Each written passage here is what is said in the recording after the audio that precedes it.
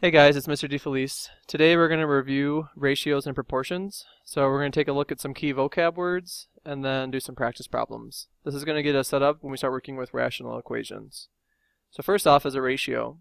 A ratio is a comparison of two numbers by division.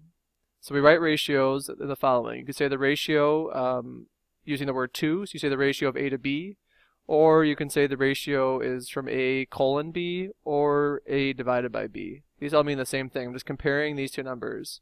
So for example, in these two sets here, I've got sets of circles and triangles. In set A, I've got white circles to blue triangles. And in set B, I have yellow triangles to purple circles.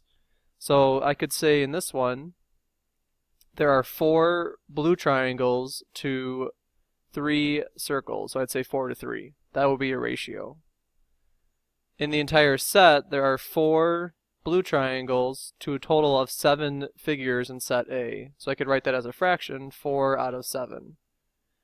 In both sets, comparing the two sets together, I could say there are 3 white circles compared to 5 purple circles. I could write that with a colon, 3 to 5. And then finally, I can compare the total in set B to the total in set A. So the total in set B is 9 figures. If you counted, there'd be 1, 2, 3, 4, 5, 6, 7, 8, 9 to 7 figures in set A. So you could write that two ways, 9 to 7 or 9 colon 7, or you could even write it 9 over 7. So ratios are just when you compare two numbers. We use ratios when we start solving with proportions. So if you turn the page, a proportion is an equation that states that two ratios are equal. So remember, a ratio is just a comparison of two numbers. So a proportion is saying that that comparison is equal to another comparison. So for example, in this one, this fraction is equal to this fraction. So you can read the proportion above as A is to B, as C is to D. So here's like a proportional example with pictures. We can say two dogs' size are proportional if they have the same ratio value. Because if you compare this, 10 over 20 for this dog, and then 15 over 30 for this dog's side, we could simplify this. If you don't see the fraction part, you could see that 10 over 20, if you do that on your calculator, is a half, as is 15 over 30, because each of those values are the half of the lower denominator. So we use proportional reasoning to solve for missing values when comparing numbers. So let's look at some examples. In this example, it's already done for us. Here I have two ratios. What we're going to do is cross multiply. So x times 12, and then 6 times 4. And then that's written down there for you. X times 12 is 12x, 6 times 4 is 24. Divide by 12 on both sides, you get x equals to 2. So you're just cross multiplying to solve. Those ones are pretty straightforward, so let's look at a couple examples.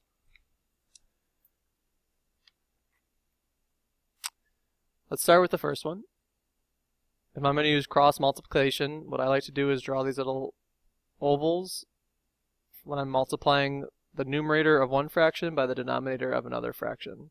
And then denominator times numerator. So in this case, I have 3 times 6 equals x times 8. 3 times 6 is 18. X times 8 is 8x. Divide both sides by 8. And sometimes you're going to get decimal values, which is okay. So we'll use our calculator.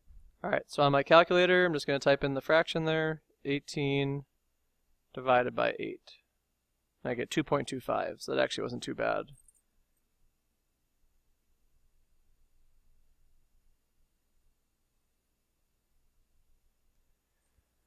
I'm going to let you solve these ones on your own.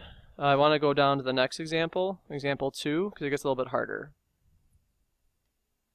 So in this example, it's the same idea where we're cross multiplying, but notice the numerator of the second fraction has a little bit more going on with it. So remember, cross multiplication means you're just multiplying what's in the bottom times what's in the top.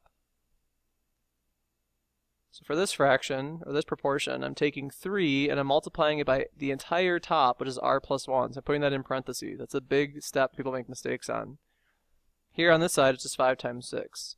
So now I have to distribute and then solve. That's the only difference.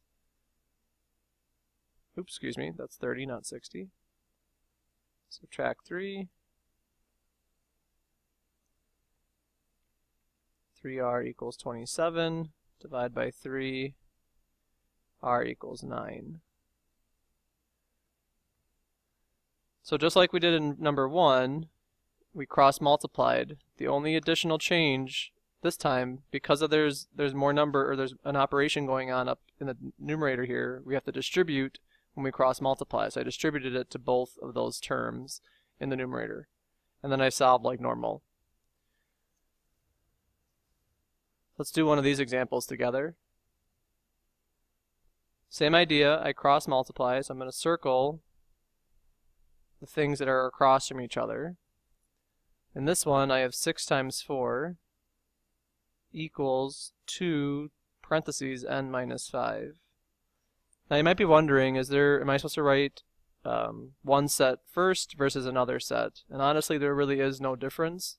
So if you write the numerator times the denominator first, and then this one times that one second, that would also be fine. You'll get the same answer at the end. So 6 times 4 gives me 24. Distribute the 2. 2n minus 10. So I'm going to add 10 to both sides. 34 equals 2n. Divide by 2. And then 17 equals n. Alright, work on the remainder of these problems. Try finishing 2, 3, and 4 on this page. Make sure you get through those, especially number 3, because number 3 is a little bit different. It's not too much harder, there's a little bit extra of a step. And then work on 7, 8, 9, and then see if you can do number 10. Number 10 just involves you distributing twice, essentially. So if you understand the process so far, you'll understand how to do this problem. Check in with me once you've finished up to number 10, and then I'll have your homework for tonight. Good luck.